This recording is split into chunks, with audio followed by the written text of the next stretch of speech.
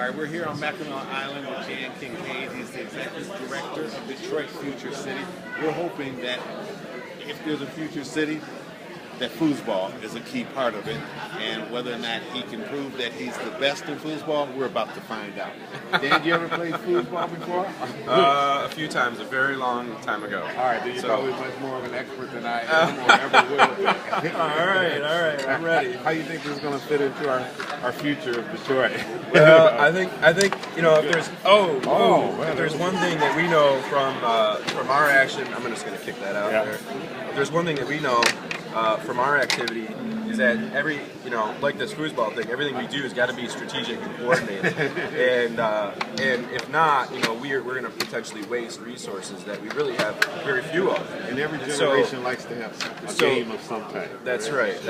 And so I think people can begin to see themselves, on the field like this, and how they can actually begin to contribute to things that can really turn the city around. That's all the better. So, whoa. But for us, this is a really critical moment in the city's history. Yeah, absolutely. I mean, I recognize, and I think we all recognize that there are significant challenges that are out there. But it's also a moment for tremendous opportunity. Yes, the city's it's fiscally insolvent, and there is an emergency manager in place. But look, you got to have hope. You got to have hope, and you got to begin to really think effectively and strategically about how to do things differently. The resources we have are not endless, of course, and we've got to find a way to actually work together to do more than what we've done in the past. Every dollar that's spent, every ounce of sweat that's dropped into the city needs to have a multifaceted actual impact.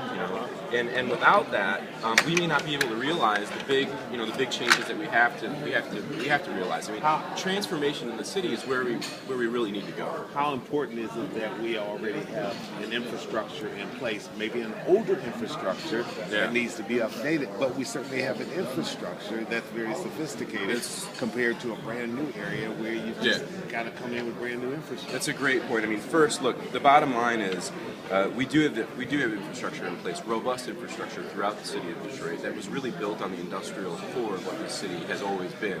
Those systems are in place, and those systems are ready to take on new industry here. Detroit was an industrial town, it is an industrial town, and it will be an industrial town.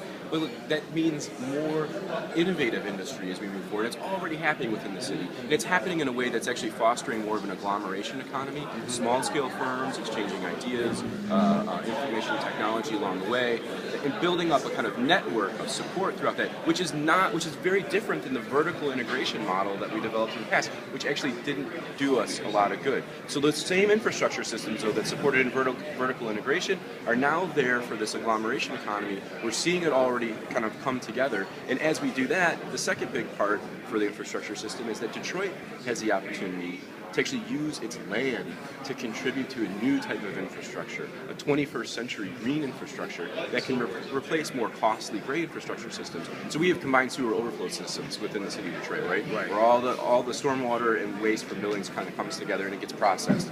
It's not terribly efficient, and when we get too much rain, it actually has to do a direct discharge out to the river. Honestly, we take at times raw human waste out into the river.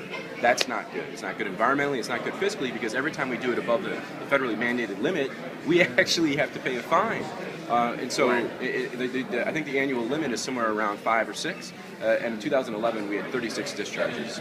So what we see, though, is a huge opportunity where what people define as one of our biggest liabilities, right, our vacant land, that can actually be one of our biggest assets to actually incorporate those green infrastructure and blue infrastructure systems. And you can be very imaginative with it. Yeah, you right. Absolutely. I mean, what do you have to lose? That's right. It's a different form of a kind of urban area, right? But it's our form, and it's something that we can lead, and it takes Detroit from being this kind of retrograde model into being a world-class leader in how to accomplish it. And for me, as a Detroiter, raising my family here, this is really important.